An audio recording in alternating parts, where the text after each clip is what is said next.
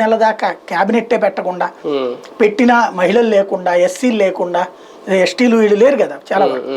అవన్నీ కూడా ఒక చర్చ తర్వాత అంతకుముందు మొట్టమొదట్లో క్యాబినెట్లో దూరం పెట్టినటువంటి హరీష్ కేటీఆర్ వీళ్ళందరూ నా తర్వాత తీసుకొచ్చి పెట్టుకోవడం అంటే ఒక నిర్మాణాత్మకమైనటువంటి ప్రణాళిక లేదు ఒంటెత్తు పోకడ తనేమంటే అదే రైట్ అనేటువంటి రూట్లో పోతున్న పల్లెల్లో అసంతృప్తి రగిలిచ్చి పార్లమెంట్ ఎన్నికల కల్లా కేసీఆర్కి జల్లగొట్టారు అయినా మార్చుకోలే దుబ్బాకలో ఎక్కడైనా మనం చూడండి ఆంధ్రప్రదేశ్లోనే జరిగిన ఉప ఎన్నికలన్నింటిలో వీళ్ళే గెలుస్తూ వచ్చారు కదా వైసీపీని అక్కడ ఎందుకు గెలవాలా కేసీఆర్ అంతకుముందు 2014-18 మధ్యలో అన్ని గెలిచికట్టు 2018 తర్వాత ఓటం ప్రారంభమైంది అది గ్రహించాల అది పల్లెల్లో బాగా అసంతృప్తి అనేది పెరిగిందా విపరీతంగా పెరిగింది అంటే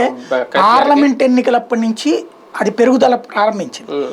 అప్పటికైతే అప్పర్ హ్యాండ్ వీళ్ళదే 9 సీట్లు కానీ అవతల పోయినాయి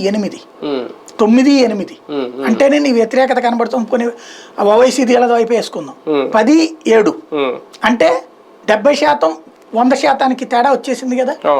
ఆ తర్వాత దుబ్బాకలోకి వచ్చేటప్పటికి నీకు 30 అవతల వాళ్ళకి 70 ఇచ్చారు అక్కడ ఆలోచించాల్సింది హుజూరాబాద్ వచ్చేటప్పటికి అహంకారం పీక్ స్టేజ్కి వెళ్ళిపోయింది బయటికి పీకేయడం రాజేందర్ ఇవన్నీ కూడా ప్రజల్లో ఈయనలోని స్టైల్ ఆఫ్ ఫంక్షనింగ్ అహంకారపూరిత ధోరణి అన్నటువంటిది పెరిగిపోయింది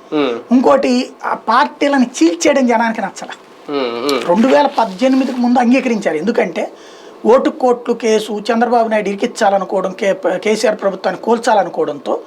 అప్పుడు కేసీఆర్ తీసుకోవడానికి సమర్థించి వాళ్ళందరినీ గెలిపించారు అప్పుడు అలాగా